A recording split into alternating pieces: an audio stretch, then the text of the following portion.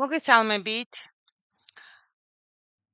სამწუხაროდ ისევ საფრთხეებსა და დანაშაულებებზე მიწევს საუბარი. სულაც არ მიხარია, მაგრამ იმაჩნია, რომ ჩემი პირდაპირი მოვალეობაა. რაც შეიძლება მეტ ადამიანს მივაწვდნო ხმა, უხილო თვალი და დიახ, ხელში ესეთი უხილავი ხმალი დავაჭერინო, რათა ერთად დავდგეთ და წინ აღვდგეთ იმ სისასტიკეს, რაც ცხოველების და მათზე მზრუნველი ხალხის მიმართ დღეს ხორციელდება. პირველ რიგში ჩემი უპირობა და სრული მხარდაჭერა ყველა იმ ადამიანს, რომელიც თავის ეგრეთ წოდებულ გამქრალ ცხოველს ეძებს კარდაკარ, ქუჩა-ქუჩა და ინსტანცია-ინსტანცია დაუღალავად. და სამწუხაროდ ვერც მანუგეშებელ და ვერც გულისდამწყვეტ პასუხს ვერ გებულობს. სამწუხაროდ მიწევს იმის აღნიშვნა, რომ რაც უფრო მეტი დრო გადის ამ ცხოველების გაქრობიდან, მით უფრო ნაკლებად არის შანსი მათი ჯანმრთელად და სახსალამათად პოვნის და ასევე იმ ხმაურისა და მედია ჩართულობის ფონზე, რაც ატყდა, არ ამგონია, რომ ეს ცხოველები, რომ დღეს ცოცხლები ყოფილიყვნენ, არ გამოეჩინათ. თუ ვცდები დამიმტკიცეთ, გამოაჩინეთ ეს ცხოველები და მე მზად ვარ საჯაროდ მოგიხადოთ ბოდიში. მე უფლებას გაძლევთ ის ეპითეტები, რომლებიც აქამდე უხვად მამკობდით, რომ ვარ დეზინფორმატორი, პანიკორი, შანტაჟისტი და ასე შემდეგ. მეძახოთ, არ გავასაჩივრებ და პირიქით გამიხარდება, რომ აღმოჩნდე მტყვანი, ვაღიარებ ამ შემთხვევაში თუ ცოცხლებს გამოაჩენთ ამ ცხოველებს, ვაღიარებ, რომ თქვენზე მქონდა არასწორი წარმოდგენა და ამ არასწორი შეხედულებებს ვავრცელებდი თქვენი უწყებების შესახებ ხალხში.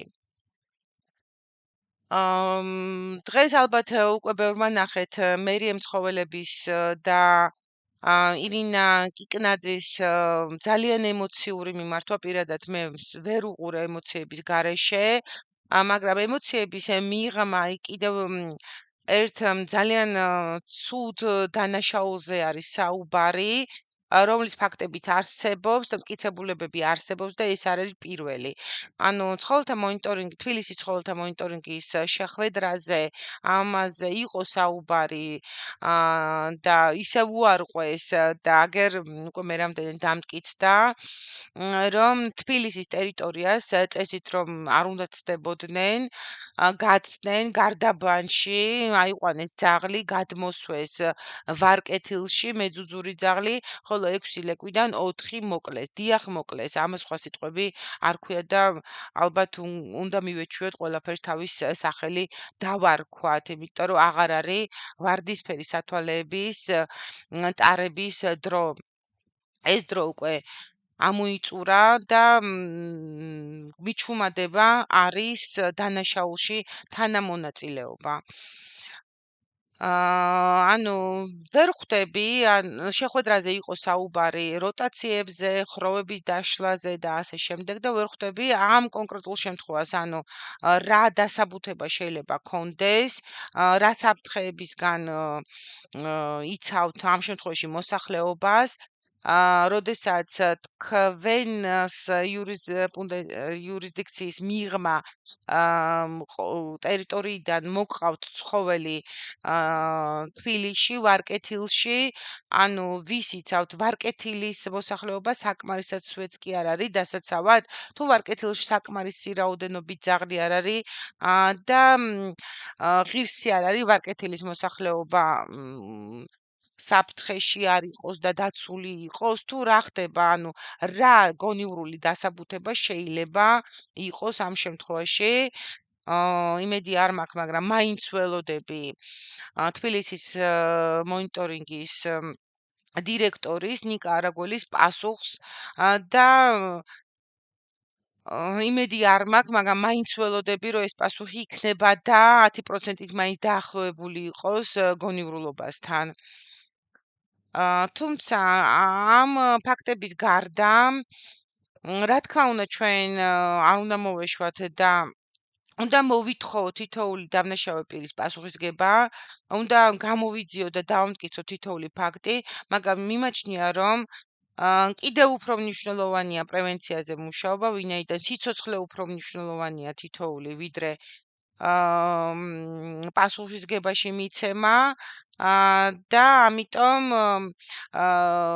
მინდა გავამახვილო თქვენი ყურადღება იმაზე, რომ სურსათის სააგენტოს თანამშრომლები რეგიონებში კარდაკარ დადიან და იკვლევენ ვის რამდენი ძაღლი ყავს. არ ამჯერა რომ ეს არის უბრალოდ სტატისტიკური მონაცემებისთვის. გაუგებარია ამის მიზეზი დღეს.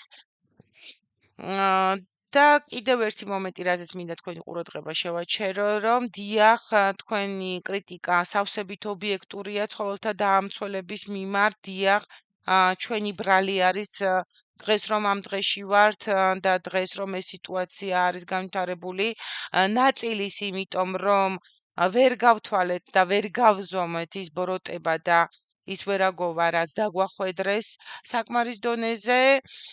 ანუ მანამდეც ვიცოდით, რასთან მქონდა საქმე, მანამდეც ვიცოდით მიზანმიმართულად პატიოსანი ხალხის გაგდება რო ხდებოდა ბულინგით და შევიწროებით ამ სფეროდან, მაგრამ კულმინაციას ამ ყველაფერმა მიაღწია ზუსტად ამ კანონპროექტის განხილვის ეტაპზე, რომლის შედეგებსაც ეხლა ვიმკით. და სამწუხაროდ მაშინ ჩვენი ხმები აღმოჩნდა როგორც უდაბნოში მღაღადებლებისა. და მეორე ნაწილი დღესაც აგრძელებს ცხოველთან დამცველობის ეგიდით შეფუთვას თავისი ზიზღის არა მარტო ცხოველების, არამედ ადამიანების მიმართ. და ამის ილუსტრაცია მე მგონი უკვე საკმარისად მოხდა, ვინ რას წარმოადგენს და ვინ რას სუნთქვას. საკმარისია დაუკვირდეთ ცოტა ხანგრძლივ დროში, ვინ ვისკენ იშვერს თითს და ვინ რის ტრანსლაციას ახორციელებს.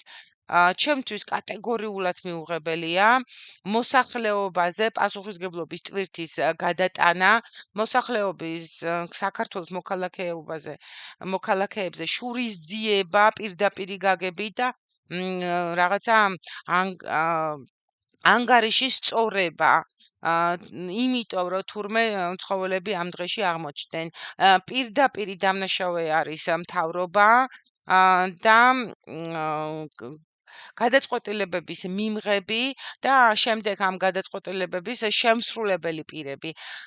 არავითარ შემთხვევაში არ შეიძლება მოსახლეობის დადანაშაულება იმაში, რაშიც პირდაპირ